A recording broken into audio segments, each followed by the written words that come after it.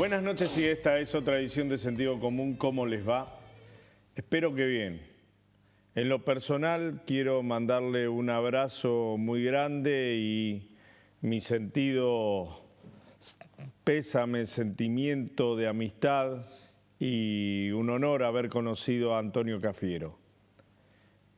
Antonio Cafiero, que lamentablemente nos dejó a mediados de esta semana, ya venía medio achacado, bastante, ya no aparecía públicamente como siempre lo veíamos.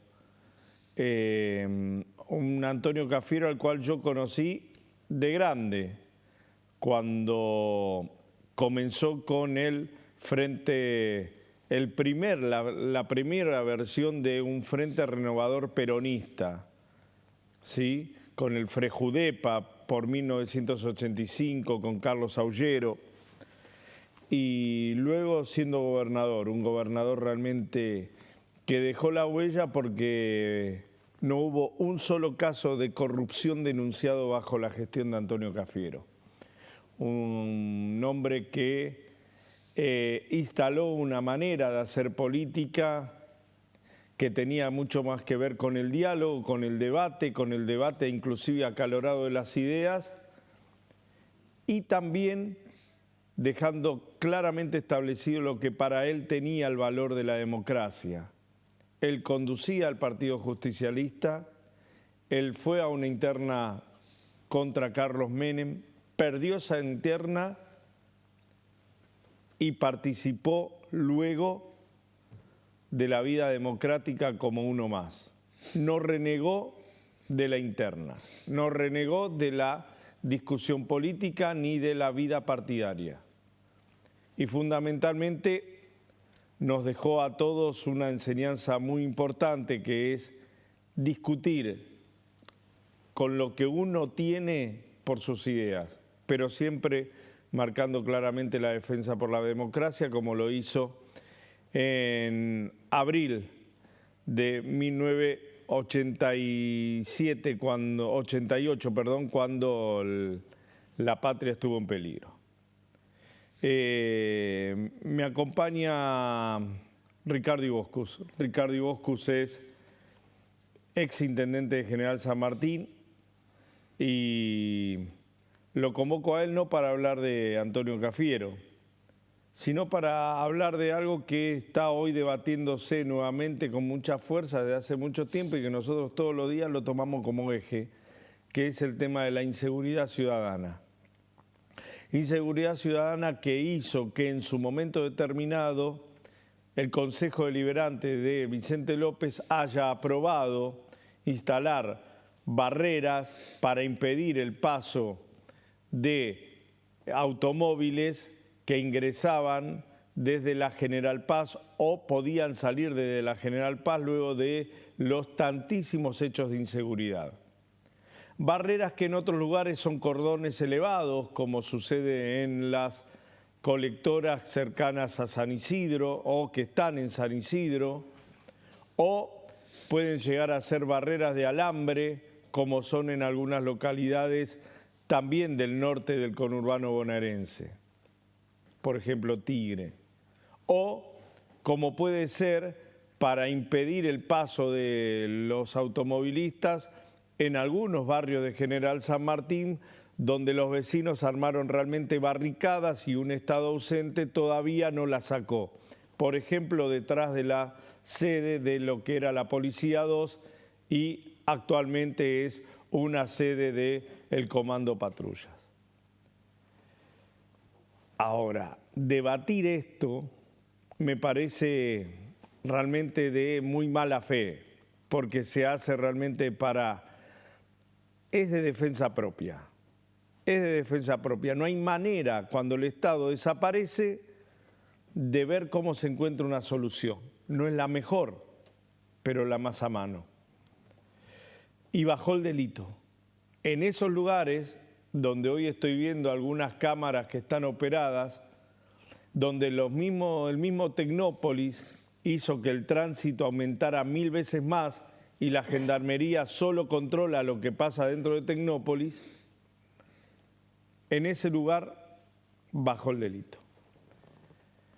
Ricardo, ¿cómo estás? Buenas noches. Buenas noches, ¿cómo está usted? Bien, usted en su momento, junto con Gustavo Pose, con Enrique García, y no me acuerdo si en aquel momento también estaba involucrado el intendente de San Fernando, habían impulsado una policía municipal, un proyecto que no tuvo estado parlamentario, pero no llegó a ser tratado ni debatido en el recinto.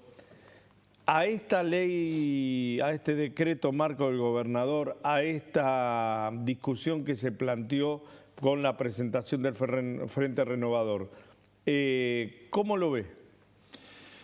Claro, tendríamos que ponernos de acuerdo quizás primero cuando hablamos de policía municipal, ¿de qué estamos hablando? Porque en realidad el proyecto que en su momento, hace años, estamos hablando creo del año 2004, que presentamos en la legislatura para que se tratara, estamos hablando de una policía municipal para los temas municipales y que era, es decir, colaboradora de la policía provincial, pero tenía competencias específicas que estaban referidos a lo que es la actividad comunal. ¿Cómo es eso?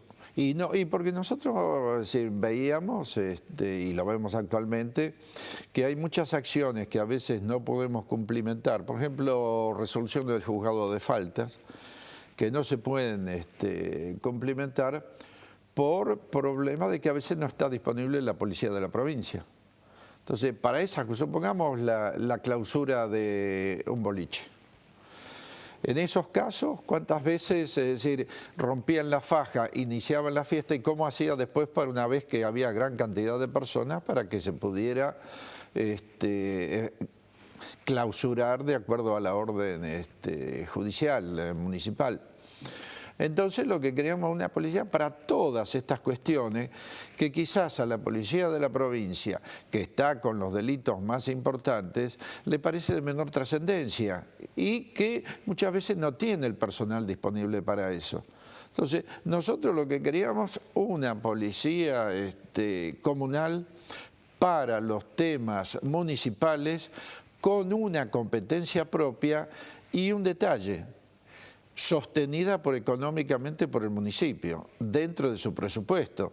Porque nosotros no podemos hablar de que una policía es municipal si le estamos pidiendo que nos la pague la provincia.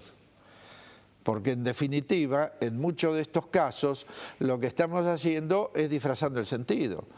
Cuando ahora sale el decreto que usted menciona, a mí me parece positivo. Me parece positivo, pero siempre teniendo en cuenta que ese reclamo que hacían muchos intendentes en realidad no era lógico, o simplemente de que no se trataba de una policía comunal ni municipal. A veces se bastardea el término. Si nosotros queremos usar parte de la policía de la provincia, es decir, en cuestiones ya no municipales, sino delitos del asfalto, droga, bueno, estamos excediendo completamente nuestras funciones y eso no va a salir bien. Ahora, ¿no es lo que reclama la gente que el intendente, que es aquel que maneja el territorio y el que conoce el día a día, esté detrás de estos temas también porque en la esquina venden droga, porque Por supuesto, por supuesto.